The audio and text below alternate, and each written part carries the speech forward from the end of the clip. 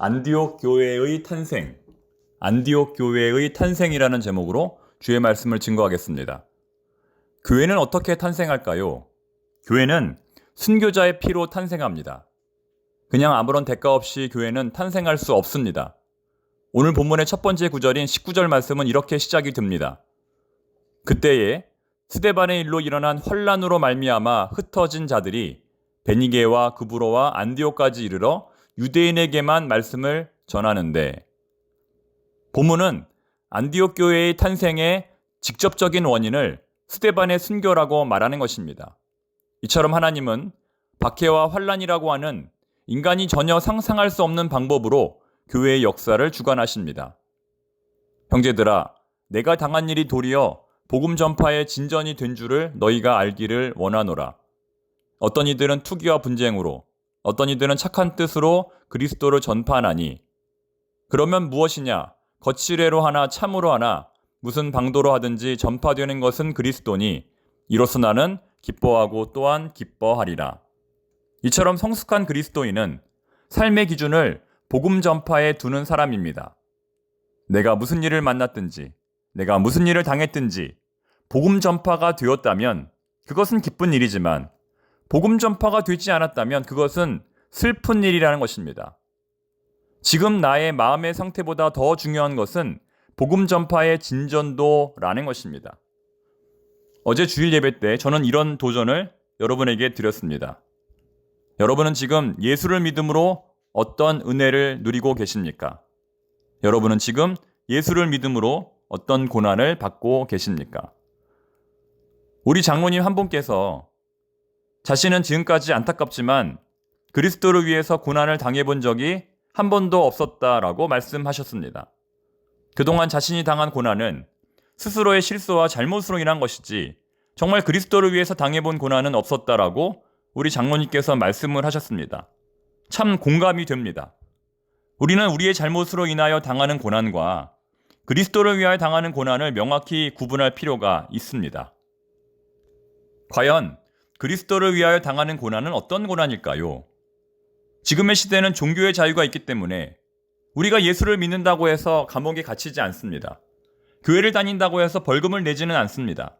그렇다면 지금 우리가 그리스도를 위하여 당할 수 있는 고난은 어떤 것들이 있을까요?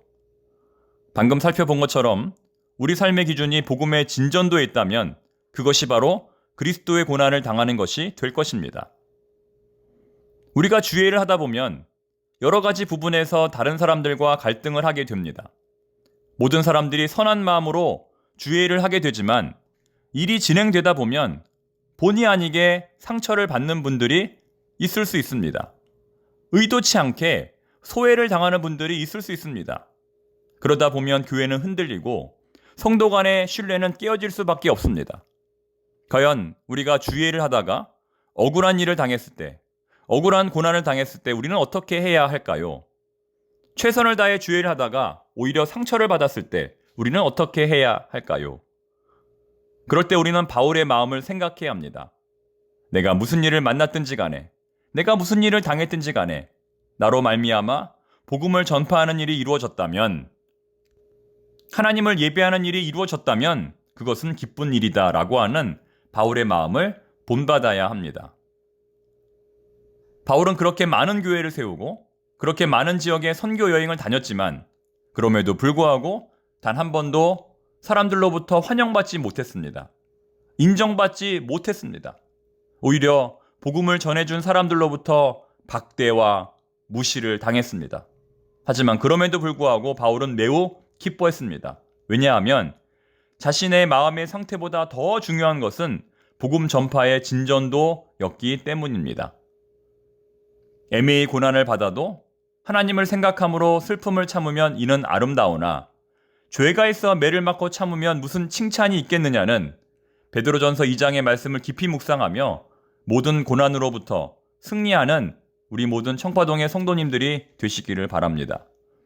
오늘 세워지게 되는 안디옥 교회는 다음에 세 가지의 특징을 갖습니다. 이 세 가지의 특징은 교회가 건강하다는 증거, 교회가 살아있다는 증거가 될 수 있습니다. 첫 번째, 안디옥 교회의 특징은 전도하는 교회라는 것입니다. 본문 19절부터 21절까지를 보시면 이 교회는 끊임없이 복음을 증거합니다. 유대인들에게도 복음을 증거하고 헬라인들에게도 복음을 증거합니다. 베니게, 구브로, 구레네, 그리고 안디옥까지 가는 곳마다 초대교회 성도들은 복음을 증거했습니다. 고난이 있든지 고난이 없든지 간에, 환란이 있든지 환란이 없든지 간에 초대교회 성도들은 복음을 증거했습니다. 그랬더니 어떻게 되었습니까? 수많은 사람들이, 복음을 영접한 수많은 사람들이 주님께 돌아왔다고 본문은 말씀합니다.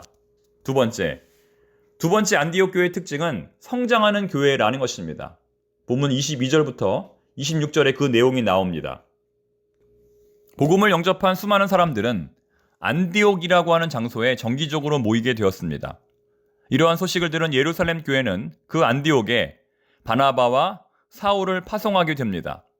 그들은 안디옥에 가서 무슨 일을 했을까요? 본문 26절 말씀입니다.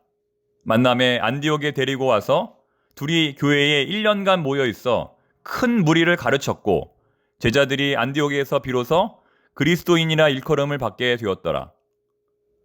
바나바와 사울은 안디옥에 모인 사람들에게 성경을 가르치고 복음을 가르치고 열심히 제자 훈련을 했던 것입니다.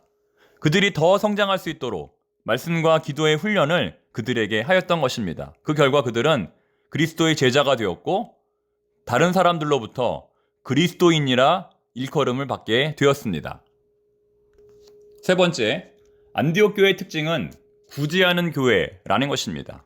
세 번째 안디옥 교회의 특징은 구제하는 교회라는 것입니다. 본문 27절부터 30절까지의 말씀입니다.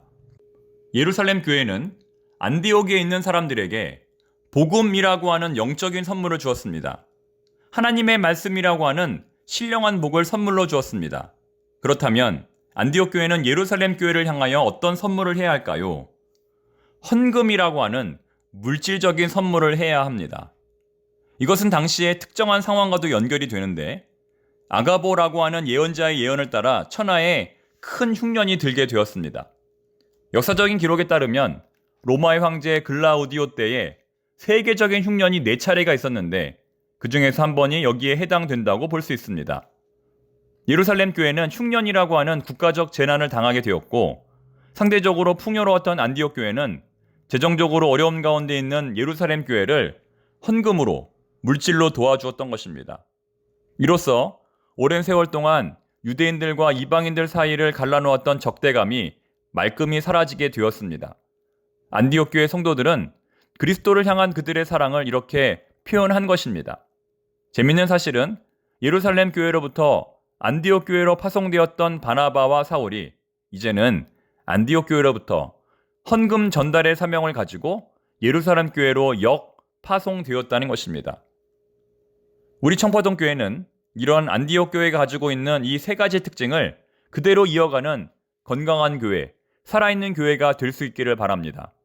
전도하는 교회, 성장하는 교회, 그리고 구제하는 교회로 날마다 거듭날 수 있기를 바랍니다. 기도하겠습니다. 하나님 아버지, 그리스도를 위한 고난에 오늘도 동참하게 하옵소서. 내가 무슨 일을 만났든지 간에 복음을 전파하는 일이 이루어졌다면 그것으로 말미암아 기뻐하고 또 기뻐할 수 있는 성숙한 그리스도인이 되게 하옵소서. 이번 한 주간의 삶도 주님께 맡겨드립니다. 계속되는 폭우와 장마 가운데서도 저희들의 자녀와 직장과 교회를 주께서 눈동자와 같이 보호하여 주시옵소서. 우리 청포동 교회가 후원하는 모든 선교 지역을 주님 기억하여 주시고 모든 선교사님들에게 힘을 더하여 주시옵소서. 예수님의 이름으로 기도드립니다. 아멘.